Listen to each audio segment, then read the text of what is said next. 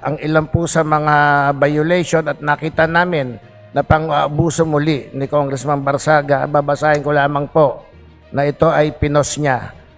NUP Congressman received bribes from Enrique Razon in various gatherings in Soler prior to the 2025 election in exchange for supporting Speaker Martin Romualdez.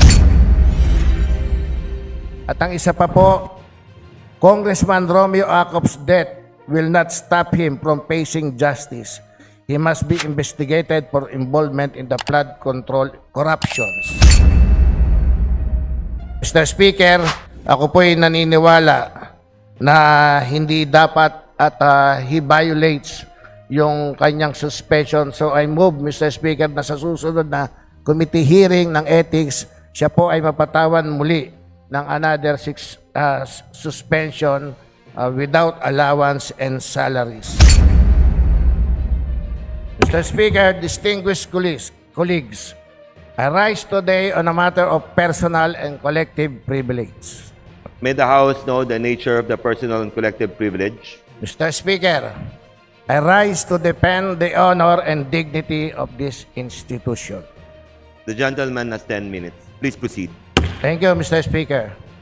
Last December 1, 2025, this House imposed a 60-day suspension upon Honorable Francisco A. Barsaga for serious violation of the House, with a stern warning that repetition of similar misconduct would merit more severe sanctions. Despite this, Congressman Barsaga has continued his defiance. Mr. Speaker, his defiance, these acts committed through his official congressional platforms flagrantly violate Section 141 or Rule 20 of our rules. Mr. Speaker, discipline without enforcement renders our authority meaningless. The continuing defiance of Congressman Barsaga must be addressed immediately.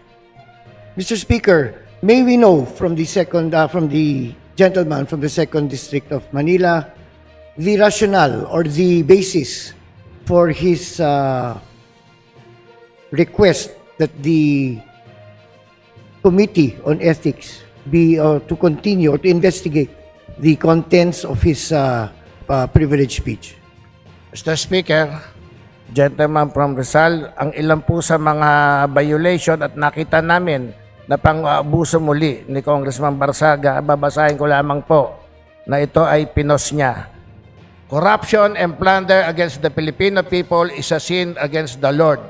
Congressman Romeo Acop is now suffering through eternal damnation. He has left the comfort of his luxurious mansion in exchange for a fit of eternal hellfire.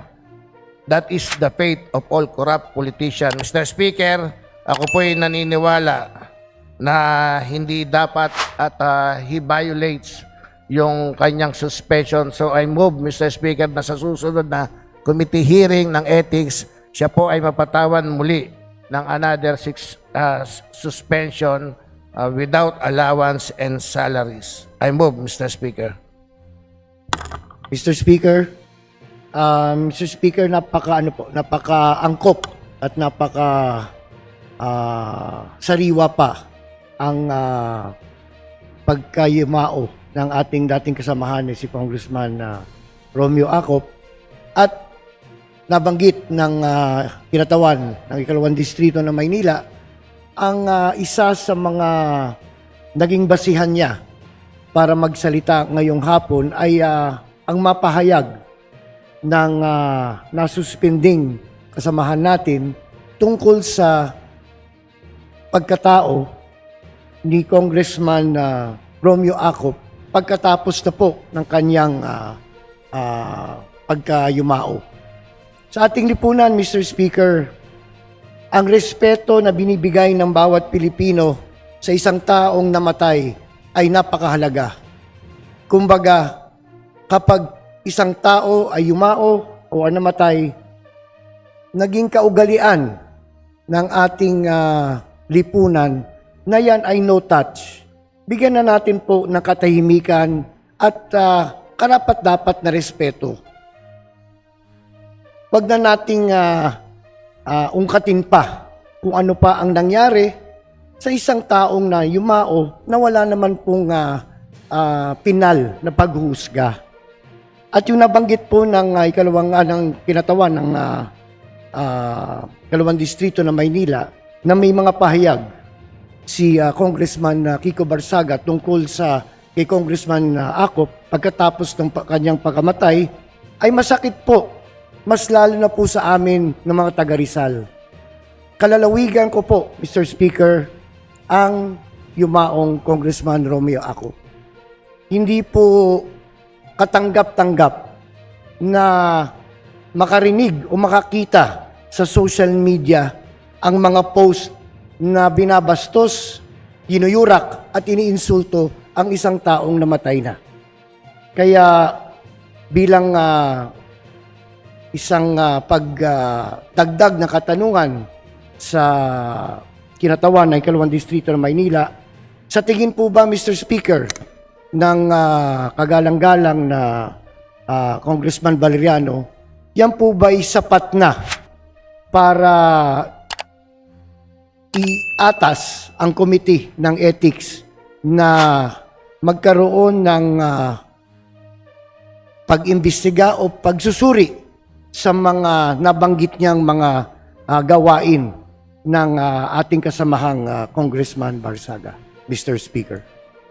Mr. Speaker, ulitin ko po, malinaw rin naman po ang nakasaad sa kanyang suspension with the stern warning that repetition of similar misconduct would merit more severe sanctions, and I believe, Mr. Speaker, he violated yung sanction niya po or yung suspension niya. With that, Mr. Speaker, ako po nakikiusap dito sa kongreso na ito na patawan muli ng another suspension si Congressman Barsaga para maturuan ng tamang aral yung batang yan. Mr. Speaker,